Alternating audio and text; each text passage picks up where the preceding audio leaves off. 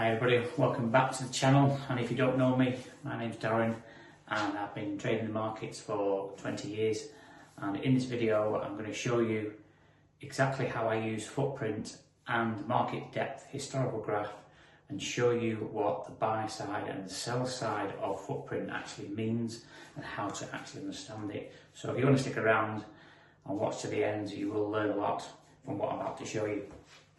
Let's get started. Let me get my pen first. So first of all, what is a footprint? A footprint shows the order flow and the actual orders inside the market. So first of all, we're going to do a candlestick here, like so.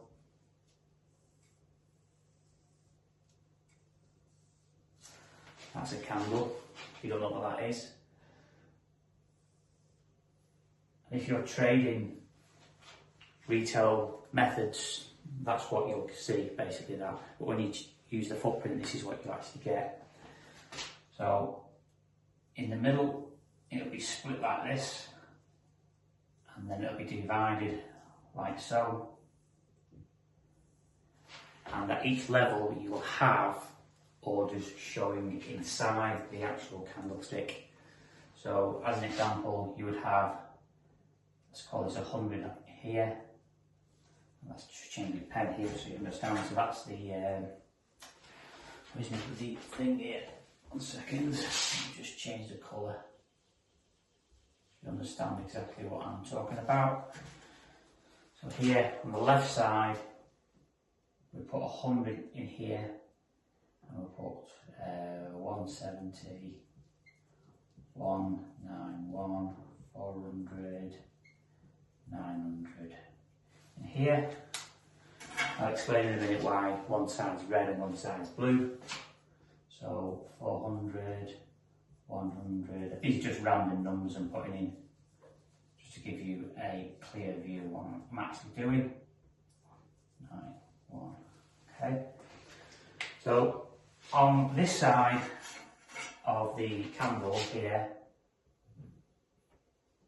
this is what we call the sell side, okay? So this is sellers. Sell side, hence why I've done it in red. And then on the right hand side, we have the buy side. So this is the buy side. The buy side. Like I say, if you're using normal candlesticks, you won't see this information using a retail chart like TradingView or whatever it may be. I use a chart called Sierra Charts, which is a platform for institutional traders. So what's the importance of this for you, and how can you make trading decisions based on this? Well, firstly, I need to get this out of the way, because as I've just shown you, we've got sell side and buy side, and most educators out there will show you this is a sell side and buy side. But there's two sides of the market here, okay? So what I mean by it is, when price is, let's say it's trading upwards into a point of interest, let's say it's, I don't know, whatever it may be, a very high or a resistance point, whatever you use, it doesn't really matter, okay? Well, let's say it's trading to a point of resistance, okay? That's probably the easiest way to put it for you guys out there. And this is your point of resistance up here. Change my pen again, 1 second. Here we go, I've got my pen. So this is the point of resistance up here. So we'll just mark it with a R for resistance.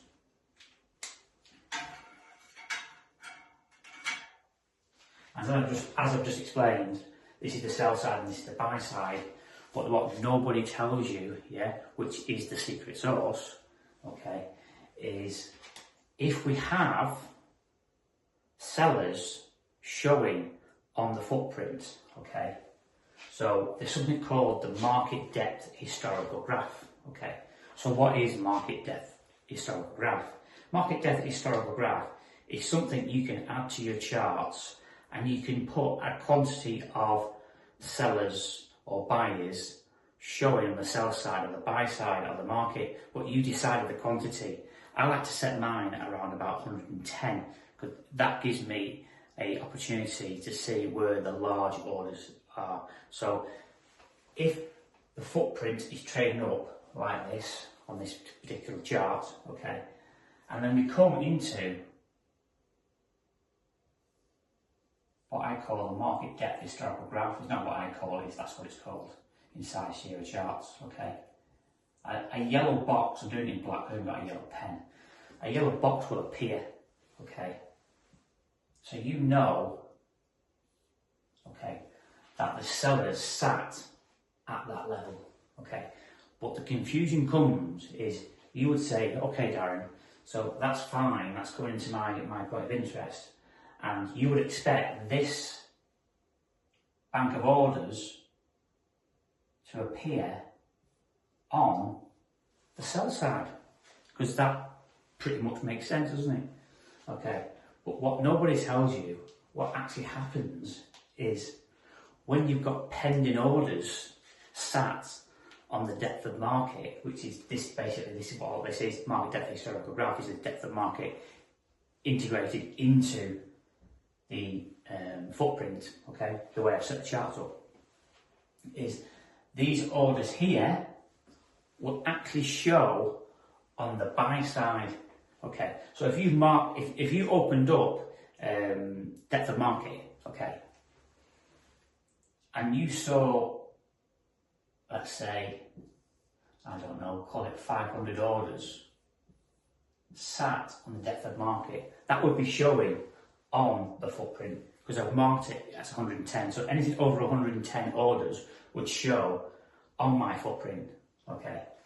But what actually happens is when this area is hit, okay, this is your point of interest, resistance area here, okay. These sellers here actually show on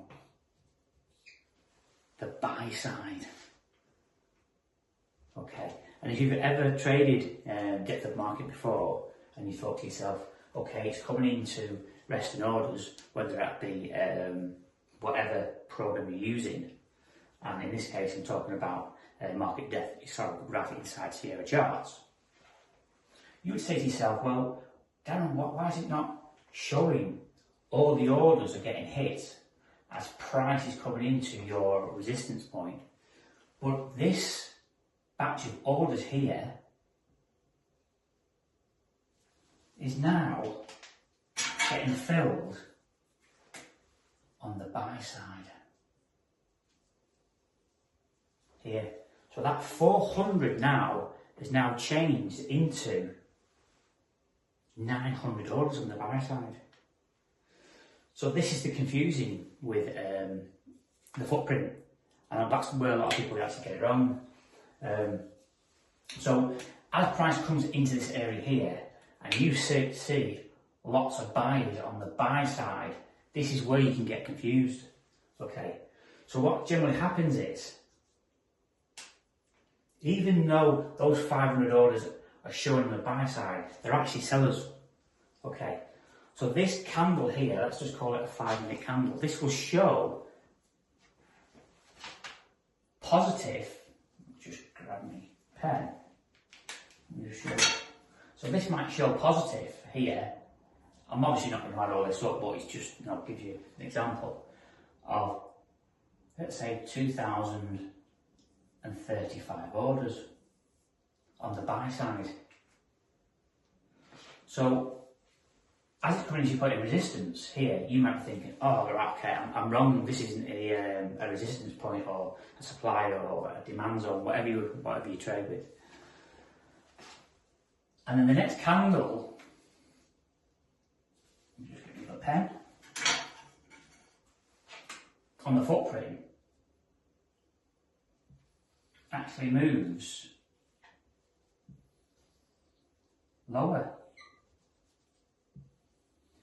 I'm not going to put the numbers in, but you understand where I'm coming from, don't you? So here will then show lower.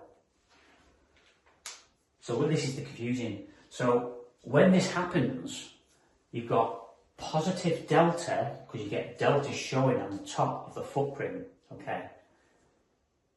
And then the next candle finishes below this candle here. So this is the next candle, and this finishes below this candle here, say for argument's sake. This is what we call absorption, because you've got positive delta. I have to get the pen right now, I've got a bit of OCD. There you go. You get positive delta here, but the market, the next candle, actually finishes below this candle here. And it's absorption because what you don't understand, or what you didn't understand until now, is these buyers on the market depth historical graph are actually executing on the buy side of the market. And that is just what we call clear absorption, which I love to see into a point of interest, because a lot of retail traders don't understand what this means. Okay, so the chances is you might miss a trade, okay, because you don't understand what is going on inside the footprint. And if you're not using footprint, well, look how much information you're actually missing. It's crazy, isn't it? Because, you know, in a candle, there's none of this information. You just got looking at a wick or whatever, or fair value gap or whatever. And let's talk about fair value gaps now, because this happens inside the footprint.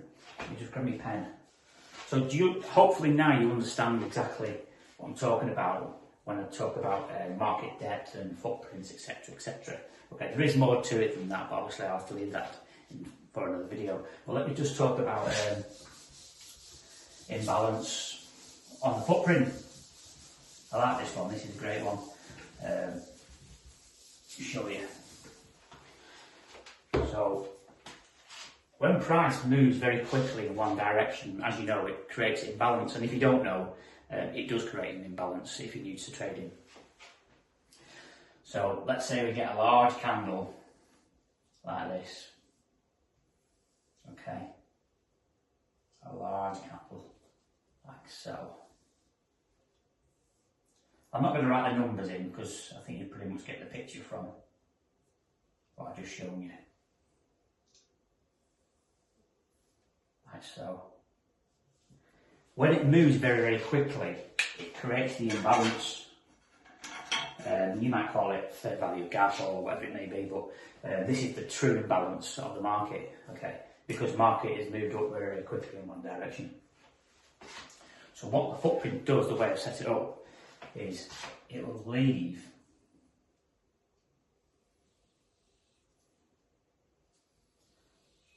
a fair value gap, as you would call it, possibly, but for this demonstration it's called imbalance, okay?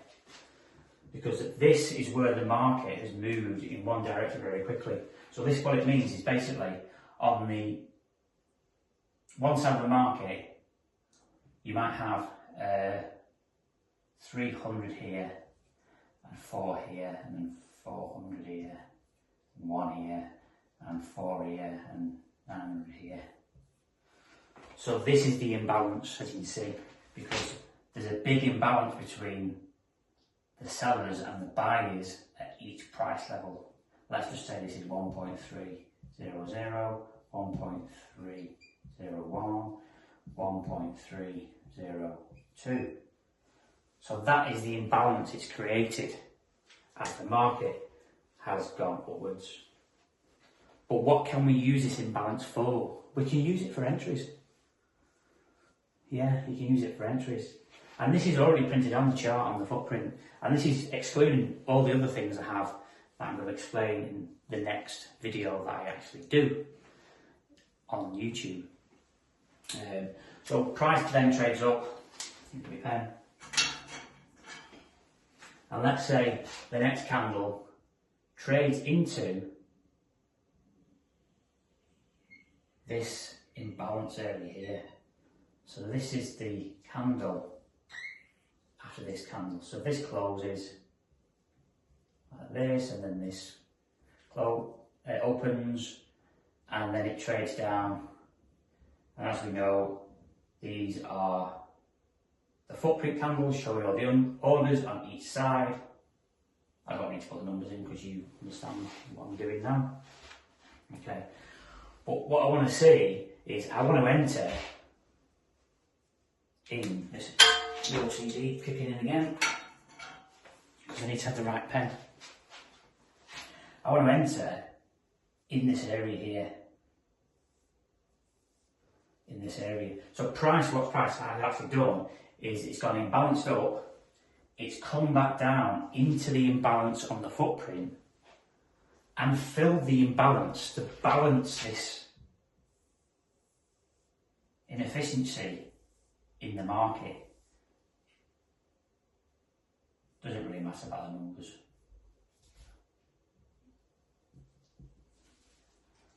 Just give it that a second. So I want to do it the right colour so you understand exactly what I'm talking about. So it fills the imbalance.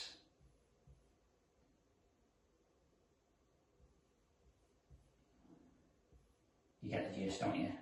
Fills the imbalance in this area here. So I want to get in, like I said, in this area. Anywhere in this area. Here. But what I like to see, I really like to see, is I like to see high volume into that area, because each one of these footprint candles creates what we call a point of control, which is a POC for short, point of control POC. So what is a POC? A POC is where the most transactions have happened in that particular candle. So let's say, for instance, the total number here was pen again. So let's say it was 200 total, and then no, I don't know, 400 here, and then 100 here. I'd like to see the POC created towards the bottom of this candle on the footprint. So the POC is highlighted on each of these footprints. So let's just say this is the POC area. And this has, I don't know, 1037. That's the total number, by the way. So it would be 400 plus whatever the difference is, 637. 637 gives you 1037. So that's the point of control. Okay, and what you generally find, yeah, is with a lot of retail traders, is when they see this happen, they're going to get short in this area. So you'll have a high concentration of sellers in this area, right at the bottom of the pot, but you want to take the opposite direction.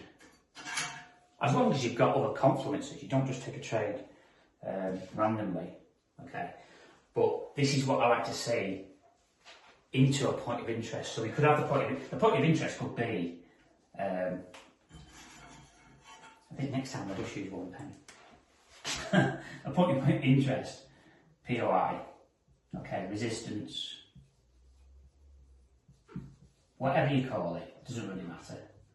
Okay, in my case it might be a value high, profile high, etc. So what you're going to see is high volume into your point of interest, stops underneath this candle here, and then for the market to move away.